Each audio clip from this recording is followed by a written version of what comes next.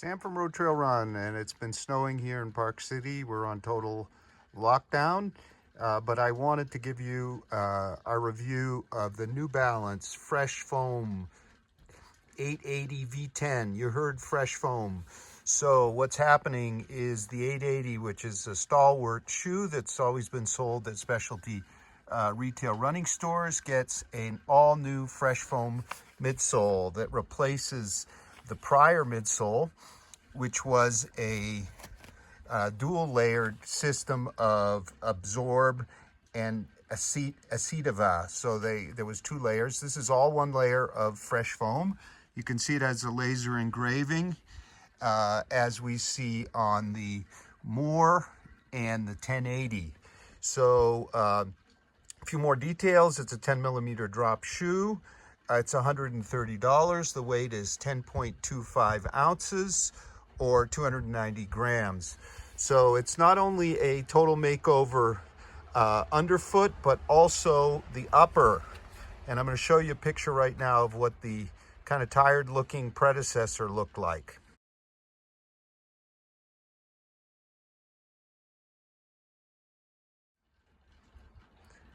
Now the new version has what New Balance calls Hypoknit upper. So this is an engineered knit. You can see the white is a different thread than the blue.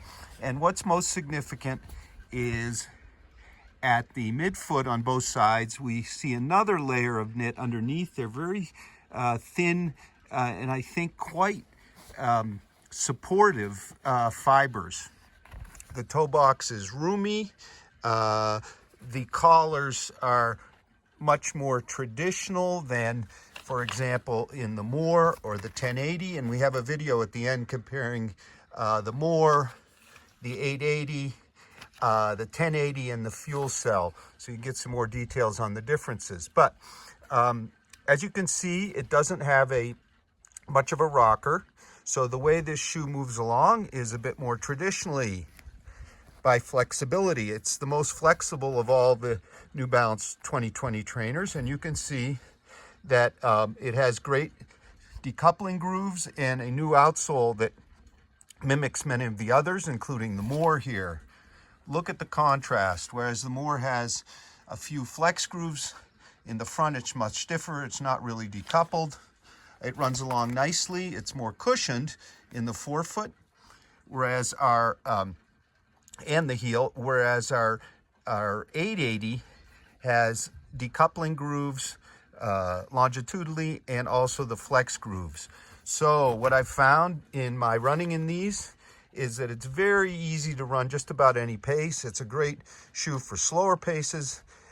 It's very lively at faster paces. It's not a speedster like the 1080, which is kind of the up-tempo, more rockered New Balance trainer, or the yet lighter by an ounce, kind of funny, Moore here. But it's a very, very comfortable, roomy shoe. You'd really have to call it a classic daily trainer. It's got the more traditional collars. It's got the flexibility, but now it's completely updated. A few things I think may be a bit overdone. You see it has a external heel counter. Not sure if that really is needed and adds to weight. But that's really my only negative comment about an excellent daily trainer. So it competes with the Ghost. I find that the Ghost, with its kind of a bit softer, less lively cushion, is not quite as smooth. The upper here is a touch more comfortable, I think. Just about as roomy, maybe a touch roomier. Another one you might compare it to is the Nike Infinity React, which has a bit more cushioning and definitely more stability features with its rails, but I prefer a more neutral shoe. The Saucony Triumph 17, it's bouncier, a little livelier, but I find the contrast there between the outsole and that bouncy, firmer outsole and that midsole not quite as pleasing for easier paces as this shoe. If you want to go a bit more aggressive, if you will, a bit more response, you might look at the Salomon Sonic Balance. So I'm going to take them out for a last run. I'll show you how they fit on the foot, and you can read our full written review as well as reviews of the More and the 1080 and the fuel cell on our site, RoadTrailRun, and their videos as well. Thank you very much. Okay, I'm coming to the end of my run into this winter wonderland, even though circumstances are tough, in the 880 V10. So I started slowly with my wife. They handled slow pace just very well, transitioned very well, and then I picked up the pace from about 1050 per mile down, and now around 9-minute miles. So at all paces they feel great. The upper works really well here. It's super comfortable, front to back, maybe a little high with the heel collar, a little stiff, but nothing to complain about.